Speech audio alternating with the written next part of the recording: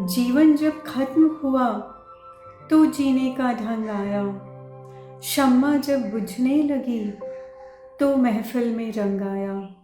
और मन की मशीनरी ने तब ठीक से काम करना शुरू किया, तन के हर पुर्जे पर जब जंग आया। हेलो फ्रेंड्स, स्वागत है आपका एक बार फिर से मेरे podcast channel life from the other शोर में। और दोस्तों, अगर आपके मन में कभी भी उस मसान मूवी में विकी कौशल की तरह ये प्रश्न आता है कि ये दुख कब ख़त्म होगा, तो ये वीडियो आपके लिए है। और अगर नहीं भी आता है ना, तो भी ये वीडियो आपके लिए है, क्योंकि हो सकता है ये प्रश्न किसी दूसरे रूप में आपके अंदर छुपा हुआ हो। तो आज हम बात करने वाले हैं एक बहुत ही इम्पॉर्टेंट टॉपिक पर, और वो हमारी सारी प्रॉब्लम, सारी समस्याओं की जड़ है। और वो कहीं और नहीं, हमारे खुद के ही ब्रेन के अंदर होती है। तो हम बात कर रहे हैं उस मेमोरी की जिसकी आदत है हर जगह अपना नोटपैड और पेन लेकर पहुंचने की और हमारे जीवन की सारी घटनाएं रिकॉर्ड करने, और वो है साइकोलॉजिकल मेमोरी। तो ये जो मेमोरी होती है, ये हमें या तो पास्ट में रखती है या फिर फ्यूचर में रखती है। लेकिन क्या होता है ये पास्ट और फ्यूचर जिसमें हम अपनी पूरी ज़िंदगी बिता देते हैं?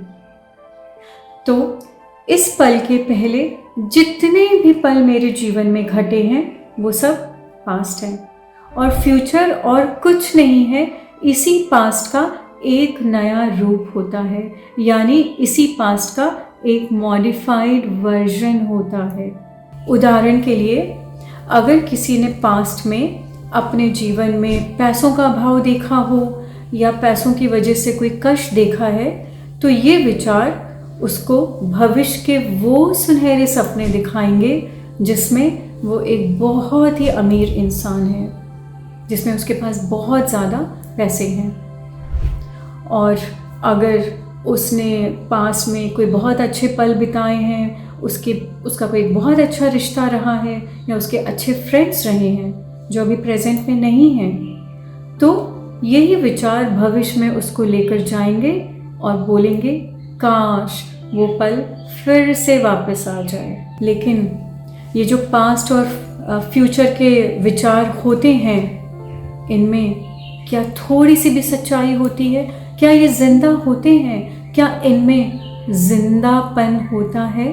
मान लीजिए आपको यूएस से अपने लिए आईफोन मंगवाना है, तो आप अपने सारे रिलेटिव्स या फ्रेंड्स को कॉल करके पूछेंगे जो यूएस जा रहा है या जो यूएस से इंडिया आ रहा है, और जो एक्चुअली में फ़्लाइट लेकर वहाँ पे पहुँचेगा, आप उसको बोलेंगे कि आप मेरा आईफोन लेकर आना। लेकिन अगर कोई आपको बोलता है कि हम यूएस की सैर तो रोज़ करते हैं विचारों के द्वारा, या अगर आपको कोई बोलता है कि हम पास में यूएस गए थे और वो विचार बार बार आते रहते हैं मेरे दिमाग में, तो क्या आप उसको ये आईफोन लाने का काम सौंपेंगे?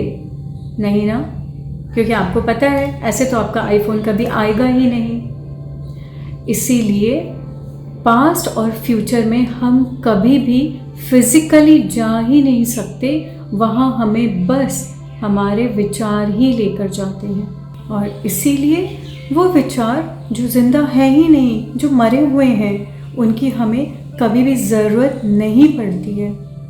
लेकिन फिर तो आप ये बोल सकते हैं कि अगर पास्ट में किसी इंसान ने मुझे धोखा दिया है, तो हो सकता है वो आगे जाकर भी धोखा दे। तो अगर ये विचार ही नहीं होंगे पास्ट के, तो हमें कैसे पता लगेगा कि कौन सा इंसान सही है और कौन सा इंसान खराब है? राइट? तो मान लीजिए कि 5 साल पहले किसी ने मेरे से पैसे लिए और उसने मुझे पैसे वापस नहीं किए।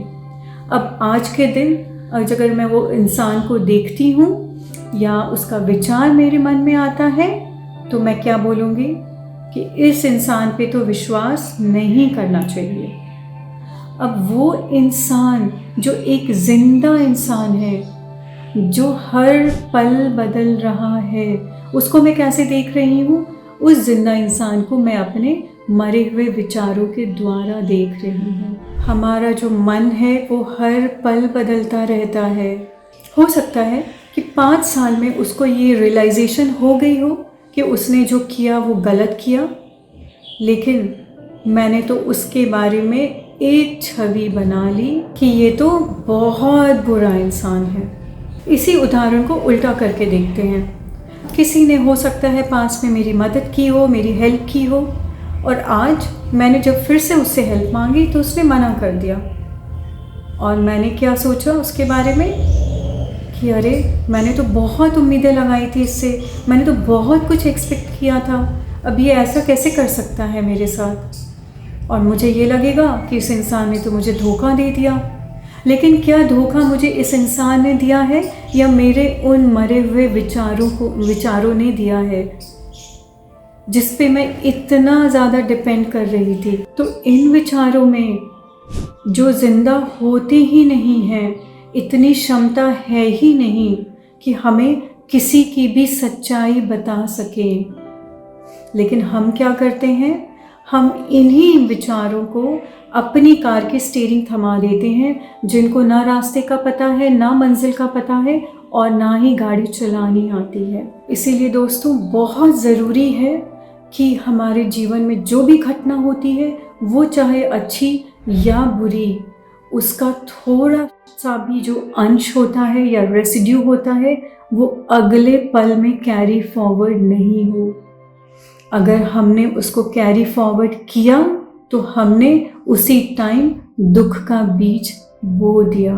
तो ये जो विचार होते हैं, ये हमारे किसी भी दुख का निवारण कर ही नहीं सकते, हमें कोई सॉल्यूशन दे ही नहीं सकते।